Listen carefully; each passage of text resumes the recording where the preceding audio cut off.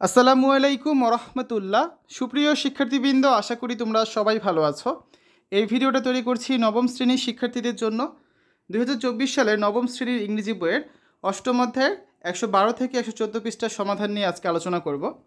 Class 9 English chapter 8 imaginations activity 8.3.1 page number 112, 113 and 114। শিক্ষার্থীরা, তোমরা যারা এখনও অন্যান্য বিষয়ের ভিডিওগুলো দেখোনি তারা আমাদের চ্যানেলের প্লেলিস্ট অপশন থেকে ঘুরে আসতে পারো।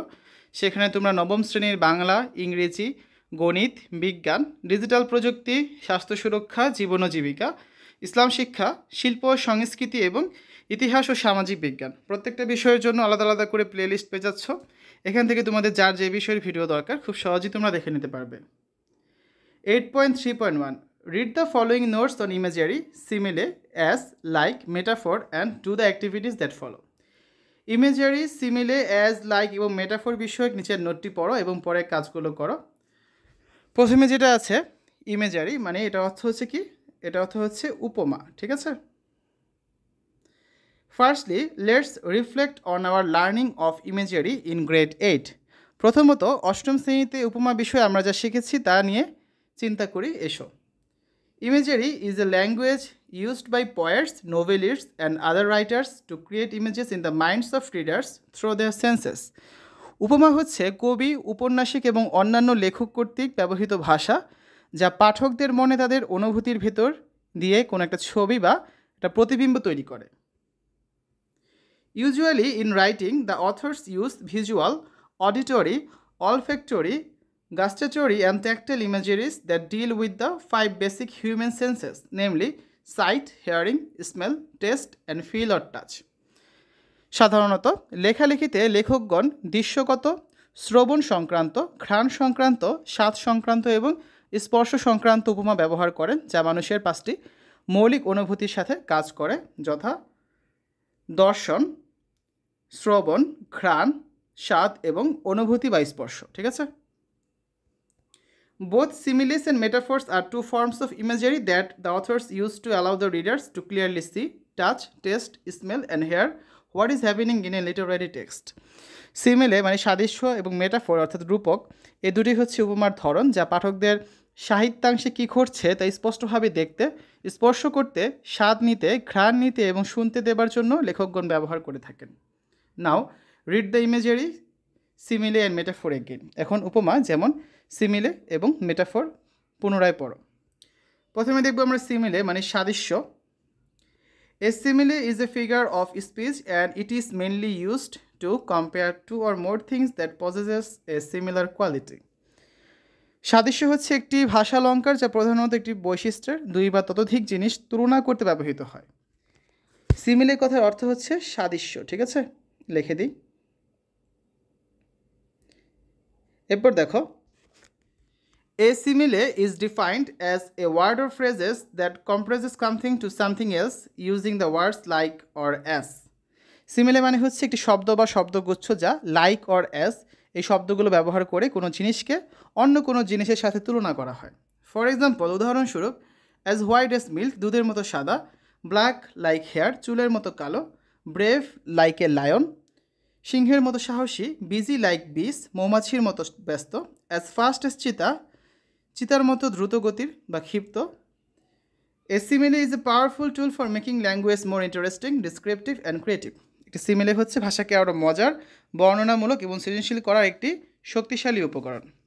তো সিমিলে নিয়ে পড়লাম, এখন হচ্ছে আমরা দেখব সিমিলির একটা উদাহরণ অ্যাজ দিয়ে কীভাবে লেখা যেতে পারে। An example sentence, my mother looks as fresh as a daisy. একটা দৃষ্টান্ত বাক্য হচ্ছে যে আমার মা দেখতে ডেজি ফুলের মতো সতেজ। Here, my mother is compared to a daisy which gives a clear idea about my mother's look. এখানে আমার মাকে ডেজির সাথে তুলনা করা হয়েছে যার মাধ্যমে আমার মা দেখতে কেমন সেটা সম্পর্কে একটা পরিষ্কার ধারণা কিন্তু পাওয়া যায়। It also helps us create a mental picture of how my mother looks like. এটা আমাদের মনে একটা ছবিও তৈরি করে যে আমার মা আসলে দেখতে কেমন সে সম্পর্কে আমরা একটা ধারণা পাই। এবার আসো লাইক নিয়ে দেখি। An example sentence, the girls meantime spread the table, set the children round the fire and fed them like so many hungry birds. একটা উদাহরণ বাক্য কি? ইতিমধ্যে মেয়েরা টেবিল সাজালো, আগুনের চারপাশে বাচ্চাদের বসালো এবং ক্ষুধার্ত পাখিদের মতো তাদের খাওয়ালো। In this example, the children are being compared to hungry birds. এই উদাহরণে বাচ্চাদের ক্ষুধার্ত পাখির সাথে তুলনা করা হয়েছে। Readers who are familiar with birds can imagine how birds sometimes chirp and can be fragile and a bit nervous or shy. যেসব পাঠকরা পাখিদের সম্পর্কে জানে তারা কল্পনা করতে পারে কীভাবে পাখিরা কখনো কিচিরমিচির করে এবং কেমন দুর্বল হয়ে যায় তারা খাবার ছাড়া এবং তারা কেমন নার্ভাস বা লাজুক থাকে। A simile provides a mental image to the readers or listeners. সিমিলে পাঠক বা শ্রোতাদের জন্য একটি মানসিক চিত্র প্রদান করে থাকে। That is how it makes a better connection between a reader or listener and the text. এভাবে এটি পাঠক বা শ্রোতার সাথে যে পাঠ্যাংশ আমরা পড়ি তার ভালো একটা সংযোগ তৈরি করে। So from common conversation to poetry, similes are almost required for creative expression. তাই সাধারণ আলোচনা থেকে কবিতা পর্যন্ত প্রায় সব স্থানেই সিমিলি প্রয়োজন। এবার আমরা দেখব মেটাফোর সম্পর্কে। মেটাফোর কথার অর্থ হচ্ছে রূপক, ঠিক আছে? দেখো, metaphors is a powerful tool in language and can help learners better understand complex ideas and express themselves more creatively. Metaphor বা রূপক ভাষার একটি শক্তিশালী উপকরণ এবং শিক্ষার্থীদের জটিল ধারণা বুঝতে এবং আরও সৃজনশীলভাবে নিজেদের প্রকাশ করতে সাহায্য করে। A metaphor is a figure of speech used to describe something by comparing it to something else. Metaphor একটি ভাষা অলঙ্কার যা অন্য কোনো কিছুর সাথে তুলনায় কোনো কিছুকে বর্ণনা করতে ব্যবহৃত হয়। Unlike similes, which use like, as, dash, as or as to make a comparison, metaphors state that one thing is another. কি বলা আছে?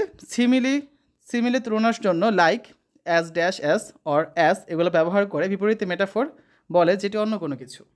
ফর এক্সাম্পল, একটা উদাহরণ দেখি আমরা। লাইফ ইজ এ জার্নি, জীবন একটি সফর। It is a metaphor that compares life to a journey. এটা একটা মেটাফোর বা রূপক যেখানে জীবনকে হচ্ছে সফরের সাথে তুলনা করা হয়েছে। In metaphor, we compare the two things that may not have anything in common. রূপকের ক্ষেত্রে বা মেটাফোরের ক্ষেত্রে আমরা এমন দুটো জিনিস তুলনা করি যেগুলো হয়তো মোটেই একরকম নয়। In other words, অন্যভাবে বলা যায়, the metaphor can help create a more vivid and meaningful image in the reader's mind by comparing two things that are not usually associated with each other. এমন দুটো জিনিসকে তুলনা করা যাদের পরস্পরের সাথে কোনো সম্পর্ক নেই, এর মাধ্যমে মেটাফোর পাঠকদের মনে আরও প্রাণবন্ত এবং অর্থবহ ছবি তৈরিতে সাহায্য করতে পারে। This comparison can help to convey complex ideas in a simple and memorable. এই তুলনা জটিল ধারণাকে সরল এবং স্মরণীয় করে উপস্থাপন করতে পারে। ফর এক্সাম্পল, উদাহরণস্বরূপ, the king was a lion, রাজা ছিলেন সিংহের মতো, is a metaphor that compares the bravery of king with a lion. এটা একটা রূপক বা মেটাফোর যা রাজার সাহসিকতাকে সিংহের সাথে তুলনা করে।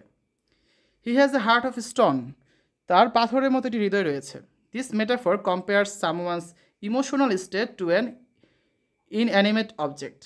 অর্থাৎ এই মেটাফোর কারো আবেগজনিত অবস্থাকে প্রাণহীন বস্তুর সাথে তুলনা করে। It suggest that they are unfeeling or cold hearted. এটা বোঝাতে চায় যে তারা অনুভূতি ছাড়া বা অনুভূতিহীন এবং তাদের হৃদয় হচ্ছে পাষাণ বা তারা পাষাণ হৃদয়ের অধিকারী, ঠিক আছে? এরপর দেখো, she was a ray of sunshine on a cloudy day.